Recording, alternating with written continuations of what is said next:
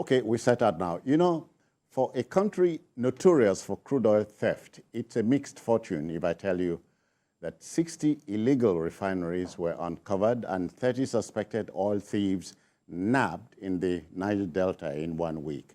The Director of Defense Media Operations, Major General Edwards Buba, made the disclosure at Abuja while giving an update on military operations in the region. Can we ever stop this nonsense, Asokwa, James? Is it possible? Well, it will be very difficult.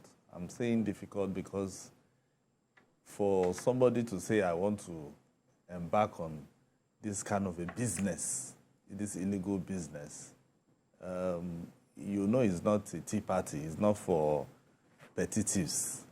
It's for big people who are entrenched in it, who have money. You must still big for it to be news. People who have big money. Yeah. Because if you look at, so far, the vessels that have been arrested on the IC, and including all these people, you can look at the number of things that were arrested with them. They are not for petty thieves, people who go to the market and say they want to steal 5,000 naira. No. These are people who understand the business, who know that once they get 1 million barrels of crude oil into a big vessel, they already know that there's a buyer. Poverty. Yes, they already know that there's a buyer. So for us to begin to look at all these things, it means that there are some big people up there who are, in quotes, might be very, very untouchable. Nobody can touch them, So they have their boys. Their boys will do this illegal bunkering or illegal oil theft. And at the end of the day, they will still give them their returns. Kunle, to think that a ship is as big as my village and somebody will undertake to steal crude and fill it, we're in trouble, or am I just sounding an alarm, a false alarm? No, we are in trouble, but it's not new.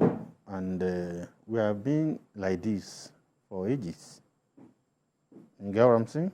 The fact that our military is waking up to do the needful now, you are now talking as if it's a problem that is new. No, it's been a terrible thing, and we have been like that for a long time.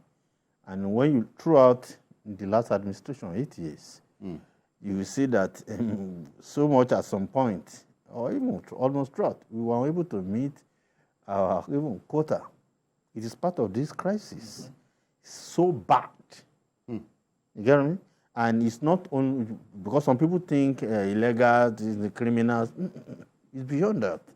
The big men are involved. Nigerian big men. Many of them do it. And when they make money from these illegal operations, they use the money to go into politics and start, modeling, things up. Yeah. So you are talking as if it's small criminals. No. And don't think it is people from Niger Delta. No, from all parts of Nigeria. So they go there. They have people there. We have people who have done series of investigations, and we know for sure that it's not a new problem. Our big men and women are involved, and it's a part of the elite, hypocrisy that we talk about, and the corruption. Because when people hear corruption... Or the class struggle that Karl Marx and Engels talked about. I think so. When you want to, intellectualize the discussion, you go to that level. Yeah. But be very sure, this is a problem that has been with us for a long time. And it feeds into the frustration at the local level. Many of the guys are jobless. Many of our guys... are able to, find anything to do. Yeah. So, and as they often say... Joblessness would push you into a dangerous path. No, you have people who have the wherewithal to set up. To some people, it's business. Okay. To some of our big men, it's business. Pure business. There are some people in power who also do it. Okay. Asokwa, to have a country where you have men and women who are bigger than the country were in deeper trouble. Well, we are, If you understand, they might not be my bigger drift. than the country, but they want to equate themselves to be a little bit. They want to equate themselves to the government. Let me use that word, because I'm not sure there's anybody that is bigger than the government, except the government does not want to do his own job of protecting. Can you say that again? Resources, except they don't want to do their job. Okay. You understand? Well, otherwise, you are saying it is possible to nail all Exactly. thieves. Exactly. It's possible. All we need to do is to identify them and then prosecute them. Well, So this is beyond naming and shaming. That is it. It's not just about saying, oh, he's a party member. Oh, he's a big man. Oh, no. If we really want to deal with it the way it should be done, the government can deal with them.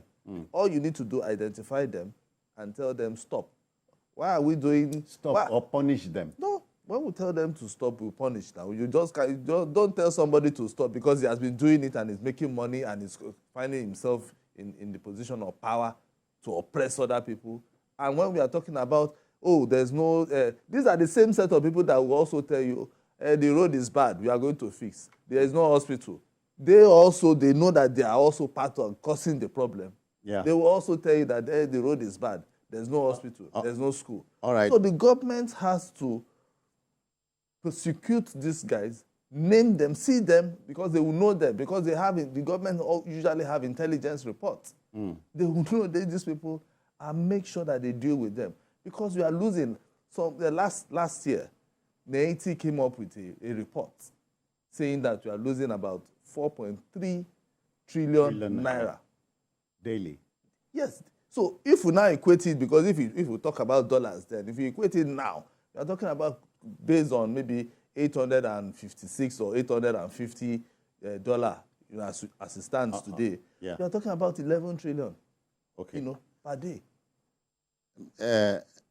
Kunle, let's look at illegal refineries. We are grappling with the premium motor spirit, PMS, and the illegal setup is producing them. Can't we take advantage? Am I making sense to you? Can't we take advantage of their skills? Their skills and ignore the illegal angle to it. Because if they are refining, no, of course, they do. They refine, but in this age of climate change, their own refining process endangers them. Okay. We that are not part of these illegal, activities, it also endangers us, all of us. You understand me? So it's a difficult thing for any society. The footage is showing. Yes, we've seen people. People have done a lot of investigation into some of these things.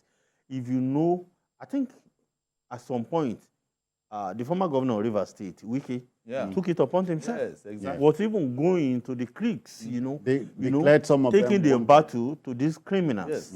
Because when they do it, the whole atmosphere, will that be black. That was when we are having the issue of suits. The pollution and some of these pollutions, they end up giving people a lot of, health challenges, they damage everything. So refining is not what you can just leave in the hands of charlatans. So if you now say, okay, if you want to exploit their skills, are you saying Nigeria doesn't have enough, trained, chemical or petrol engineers that can work in our refineries? So the best from people in government, some of them are involved. Security agencies. Some of them are involved. People retired, some of them who have been retired.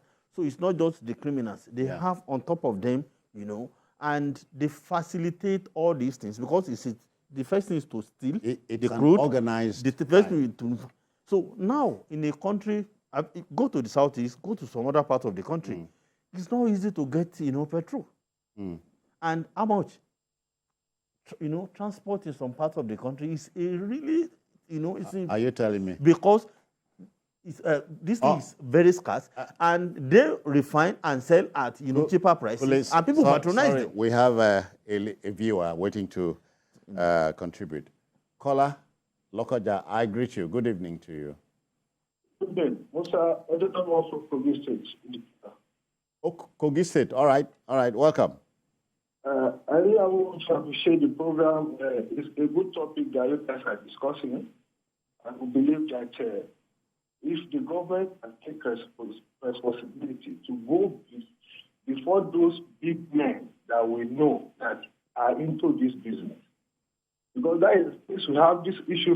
A layman cannot go before big man.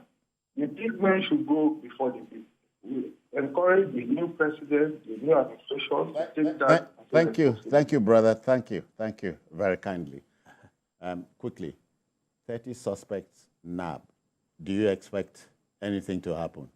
What we do, I think for us to make sure that people don't go into this business is for us to see them being prosecuted publicly, not just secretly and say, oh, they've been nabbed. Okay. We want to see it. Okay, these are the 30 people. Okay, tell them, put them in jail, then let them be going to court and let people see it. But that's in a country where some of the big oil thieves in that same region, many of them becoming traditional rulers, many of them going to political office. Is that the country where you eradicate? No vex. Please. Now, many of them are getting big contracts everywhere. Yeah. Is that a country that is not ready for this kind of trust? All right.